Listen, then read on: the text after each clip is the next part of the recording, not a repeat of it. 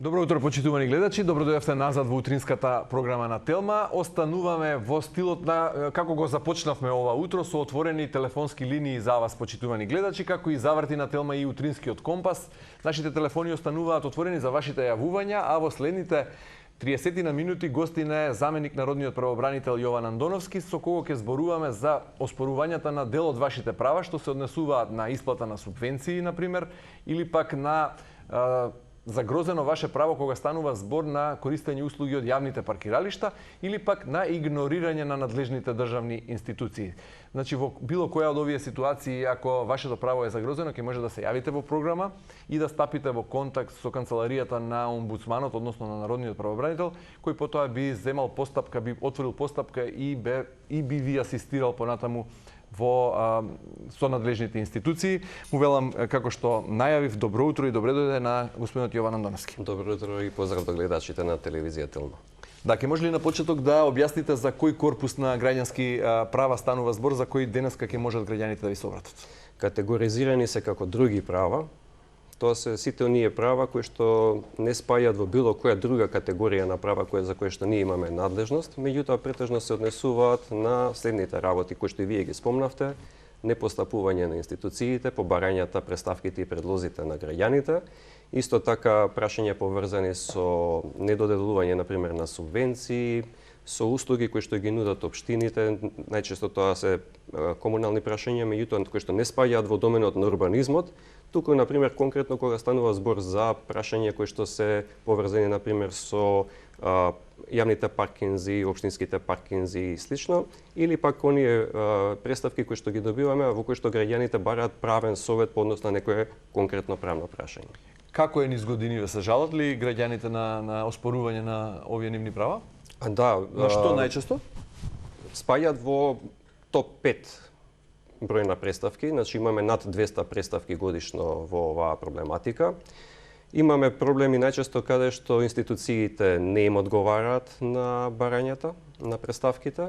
Исто така имаме проблем со префрлање на одговорноста од една на друга институција, односно шетање на граѓаните од една во друга институција. Не само по овие предмети што ги спомнавте, туку по било кој основ, а особено за оние работи за кои што има можност самата институција по службена должност да прибави некоја информација, граѓанинот е принуден да оди сам да си ја избрка целата работа во институциите. Неретко, значи, граѓаните се жалат на тоа. Имаме доста ситуации каде што граѓаните се жалат на неисплаќање на субвенциите, некојаш и со години им доцнат исплатите или пак со месеци.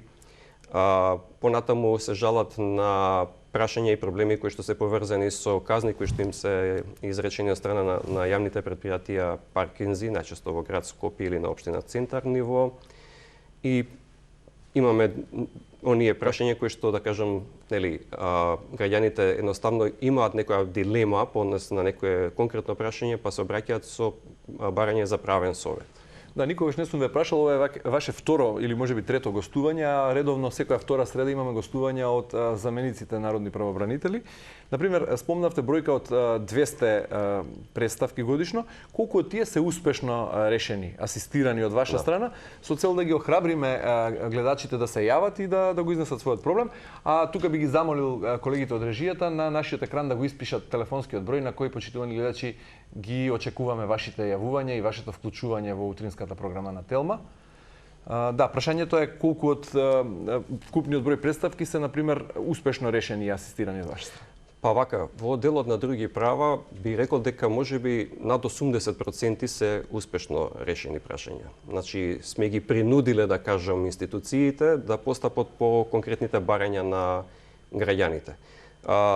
Неретко станува збор за инертност, нефункционирање на самите институции, одбиваат да им одговорат на барањата за слободен пристап до информација од јавен карактер и имало ситуации каде што сепак не можеме да помогнеме затоа што постапувањето на институцијата било исправно. Например, граѓанин кој што не испратил, например, порака СМС за паркирање, сепак мора да ја плати казната која што му е изречена. Доколку имаме ситуации каде што сме успеале да им помогнеме на граѓани, во вакви ситуации кога, например, биле паркирани на некое обележено паркинг место, но никаде не постоело знак во непосредна близина дека е платен паркинг.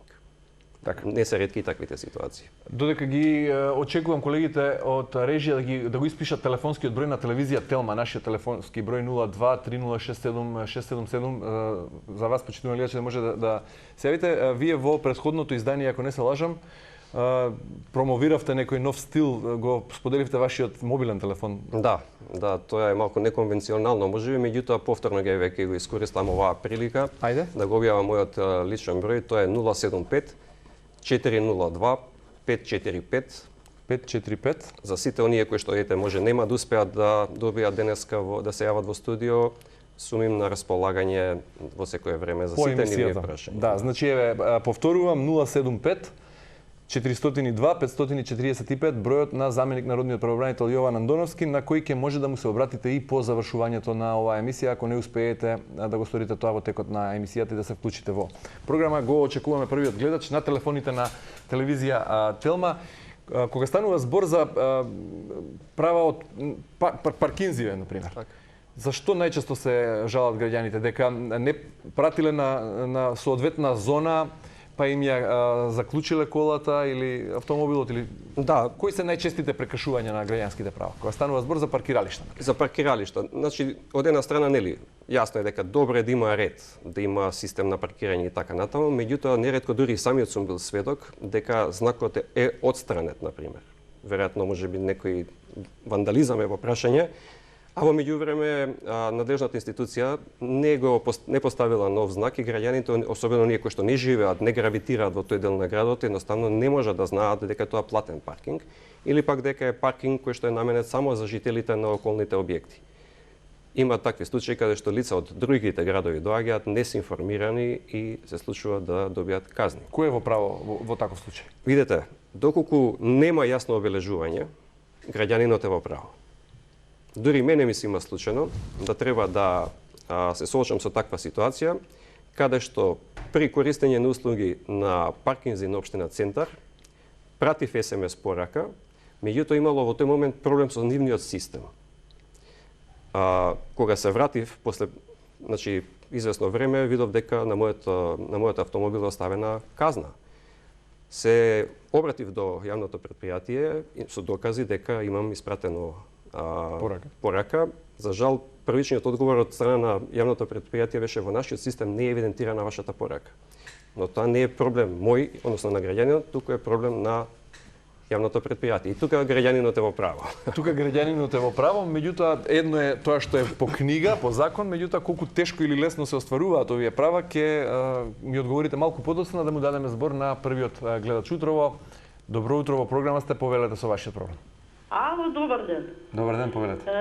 Јас се извинувам, ама само што се вклучив у програми, дали е ова за паркинзите погрешно паркирање или па некој што е казнет да го брани правобранител, или зашо е, дали може да секунда да ми каже зашо е точно прашањето денешно? Да, еве што туку објаснуваше заменик народниот правобранител, јас накусок ќе ви кажам, доколку е оспорено некое ваше право при користење на услугите на јавните паркинзи, општинските или градските паркинзи, ако имате некаков проблем од типот еве не стасала пораката, вие сте пратиле порака, тие ја немаат евидентирано во систем, или пак знакот дека станува збор за платен паркинг бил отстранет, а вие не сте го забележале, а всушност станува збор за таков паркинг. Кажете го вашиот проблем, па ќе оцени заменик народниот правобранител дали е во надлежност нивна за и можност да ви помогнат. До сега, фала Богу, сме немале такви случаи. Само една имаше, машпи, пред 7-8 години, што двонасочна, еднонасочна. Така тој знакот сокрие позади дрва не ишишани како што треба, маш ми влегува само со едно тркало десно, а таа више е сменил улица дека е еднонасочна и одма посхитно беше казан 9.500. Ако не се ги платеше, вика, и судски трошкови, и ова, и она, вика, ќе кошта многу повише. Тие работи, сакам, прашањето ми е, знаци да има поубави, да гледа шоферите, да гледа... Ја не ги бранам многу и шоферите, али да е биде прегледноста малку поубава, за да нема вакви проблеми, зашто наразу вакви казни ко плаќа, што се вика една казна, една плата. Така е, ви благодарам многу за вашето јавување и сугестијата, во право сте и да немате проблем со паркинзите. Го очекуваме гледачот кој можеби има проблем со паркирање, со јавните паркиралишта или со исплата на субвенции, како што кажа заменик правобранителот, и за случаи кога надлежните институции од било која причина ги игнорираат вашите дописи, вашите барања и вашите очекувања и во однос ако е општо нарушена комуникацијата со надлежните институции по било кој основ. Прашањето беше, нели, што ве прекинав, во право е граѓанинот во многу голем број случаи, меѓутоа колку успешно во Македонија, во земја во кој не можеме да се пофалиме многу со функционирањето на правната држава, може да ги оствари своите права. Доброто е што ние не се откажуваме кога знаеме дека граѓанинот е во право и му кажуваме на институциите каде е грешката, каде е проблемот. Дури неретко сме одели на лице место да извршиме увид за да се увериме во тоа дека на самото место, например, не е поставен знак или, например, паркирал граѓанин на место кое што било обележена такси станица, меѓутоа, знаете, бојата веќе е избледена, не постои дека пишува дека е такси станица, знак вертикална сигнализација исто така не постои. Граѓаните не можат да знаат за тие работи. Тие доаѓаат, се паркираат на првото слободно место и во тој случај апсолутно се во право. Проблемот е кај општината која што треба да води сметка за овие детали. Дали имаат слух надлежните, ќе ми одговорите подоцна. Му велиме добро утро на следниот гледач. Повелете во програмата. Ве слушаме. Добро утро. Ве слушаме, добро утро. Да, јас гледам за паркингите. Мислам дека треба да се стави ред, а после да се Ве молам само да го намалите телевизорот, да го стишате гласот, бидејќи не ве слушаме, има фонија. Ајде повторно. Да, добро. Знаете што, каков проблем? Нели, зонско паркирање секаде, сите места полни. Идеш во споредна уличка, нема ни едно место. Зошто нема ни едно место? Мислам дека луѓето знаат и вие знаете, затоа што сите гаражи веќе приватни се заградени и никој не паркира во гаража. Значи, тоа е основниот проблем. Прво треба на секоја кола да има налепница дека има гаража на таа адреса или не знам како да се реши тоа системски да се реши, а после да се зонски паркирања да се прават, оти не можеш кај да паркираш. Идам у Струмица, не можам кај да паркирам, сите места запатени, ако е пазарен ден било што, сите места запатени, идеш во споредна уличка, не можеш ги да поминеш, значи треба да се отворат паркингите стари, сите да си ги отворат и да си паркират дома. Да. Господине, ви благодарам многу за јавувањето. Само во интерес на времето да им оставиме простор, време и на други гледачи да се јават. Вашата сугестија е добронамерна во секој случај и ви благодариме за неа. Колку институциите имаат слух кога очигледно граѓаните се во право, меѓутоа тешка е таа битка како битка со ветерници во многу случаи. Точно, понекогаш е така. Навистина е предизвик да се докаже вистината. Но, како што спомнав, ние сме упорни. Одиме со неколку укажувања, додека сепак не успееме аргументирано да докажеме дека граѓанинот е во право. И секако, не секогаш успеваме. Имаме ситуации каде што институцијата останува на својот став и тогаш граѓанинот за жал е приморан да поведе друг вид на постапка за да ја докаже вистината. На тој начин се изложуваат граѓаните на трошоци, непотребно се оди на управен суд или во судска постапка и сето тоа ги усложнува сите работи. Добро, одиме со следниот гледач. Добро утро во програмата, кој се јавува? Ало, добро утро. Добро утро, повелете. Вака, поздрав до вас и помошен правобранителот. Малку ќе ми дозволите, ме молам, од темата ќе искочам, само на кратко прашањето. Дали ќе може господинот да ми одговори што се со сметките постари 15 години за водовод, кои се уште доаѓаат предупредување? Добро. Добро, благодарам на прашањето. Дали е во ваша надлежност? Да. Повелете со одговор. Станува збор во доменот на потрошувачки права, меѓутоа имам одговор за господинот. Доколку не станува збор за сметки кое што давателот на услугите ги има утужено, во тој случај долгот застарува. Меѓутоа, доколку давателот на услугата ги има дадено, ги има утужено тие барања, во тој случај не застаруваат.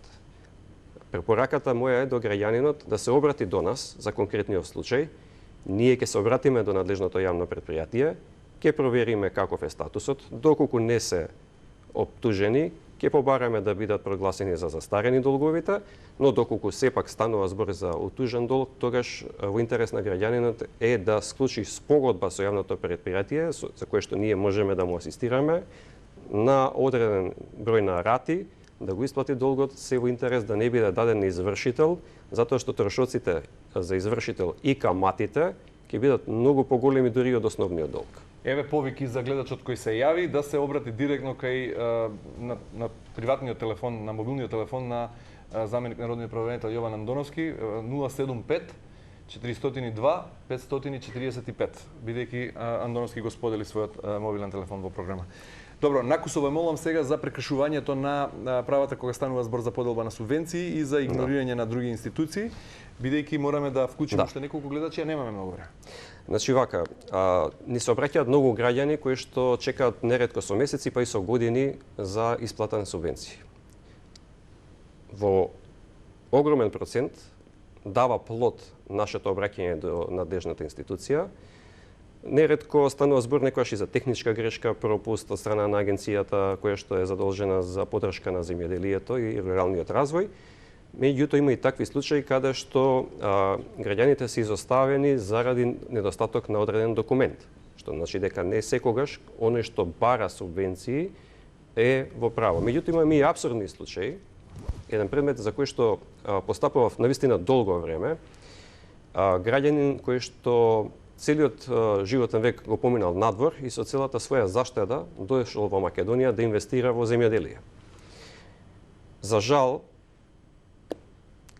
група на луѓе, поединци, кои што злоупотребувајќи ги своите овластувања, му нанеле несразмерна штета, финансиска претпоставувам. Финансиска, доведено е лицето до банкрот со изготвување на лажни записници, дека станува збор за случај за каде што, например, нема доволно растојание помеѓу садниците или пак дека не е исчистен коровот и тревата, а сето тоа аргументирано од страна на граѓанинот со соодветна документација, фотографии и така натаму, дека се е направено за организиран криминал, начин како финансиски да го преку земјоделски инспекторат, преку платежната агенција за поддршка на земјоделието. Станува збор за личен однос, замерување со сопственикот, при што го доведува до ситуација на банкрот. За таа цел били изготвувани фалсификат записници, кои што успеавме да ги откриеме преку увид во двете институции, прибравме соодветна документација и поднесовме соодветна пријава до надлежното јавно обвинителство. За овој случај? Немам конкретна информација до каде е постапката, меѓутоа овој дел во рамки на нашите надлежности ние го сторивме, односно доставивме кривични пријави до јавното обвинителство. Ова е еден специфичен и многу интересен случај на злоупотреба, односно на повреда на тешка повреда на граѓанско право кога станува збор за користење на можноста за субвенции. Граѓанинот беше буквално уништен од тоа како било постапувано, значи и економски, но и здравствено.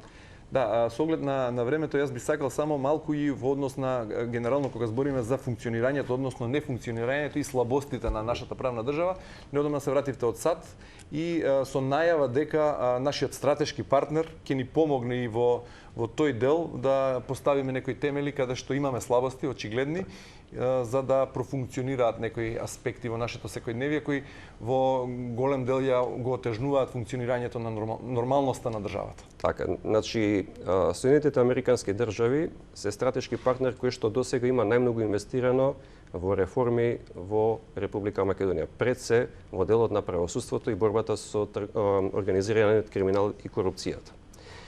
На покана на една организација, Law Enforcement Agency, бев во Соединетите Американски држави, како единствен странец кој што учествуваше на таа конференција, имав свое излагање, после кое што излагање присутните, тоа е организација која што е поддржана од страна на сенатори, конгресмени, суди, обвинители и лица кои што работат во други владини агенции, се одржа состанок на кој што беше одлучено две работи. Првото е дека за прв пат ќе отворат канцеларија надвор од територијата на Соединетите Американски држави, тоа ќе биде канцеларија во Скопје. И втората одлука е дека ќе спроведат 3 проекти за почеток со нашите институции, конкретно со полицијата, во делот на обучување за гонење на организиран криминал и корупција и трговија со дрога. Второ, со јавното обвинителство, за да се подобрат истражните действија и изготвувањето на аргументирани јавни обвиненија. И третиот проект ќе биде поврзан со Министерството за образование и наука со цел едукација на младите со соодветни дидактички материјали за ризиците и опасностите од користењето на дрогата. Она што сакам да го кажам дека ова би било само почеток на нивните активности, се очекува активностите да ги прошират и во други сродни области, пред се реформа на правосудниот систем, борба против корупција и организиран криминал и трговија со дрога. И вториот момент кој што треба да се нагласи дека од канцеларијата во Скопје планираат да го покријат целиот регион на Балканот. Ми се наметнува едно прашање, бидејќи рековте прва канцеларија надвор од територијата на САД, толку сме ние ранливи, па од тука ќе се обидат да го менаџираат целиот регион или пак геостратешки им се гледаме погодни за покривање на Балканот, со оглед на тоа што не само ние, туку и земјите во соседството се соочуваат со слични предизвици. Значи, проблемите плюс минус и кај нас и во соседните држави се горе-доле исти. Кога станува збор за довербата во правосудниот систем, како тој функционира, нивото на корупција, истрагите што ги води обвинителството. Значи, знаете дека и самата американска амбасада објави дека довербата во правосудниот систем е 8%, јас би го интерпретирал и од поинаков аспект, недовербата е 92%, што е треба некого навистина сериозно да го загрижи во државата, дали навистина ние имаме функционален правен систем.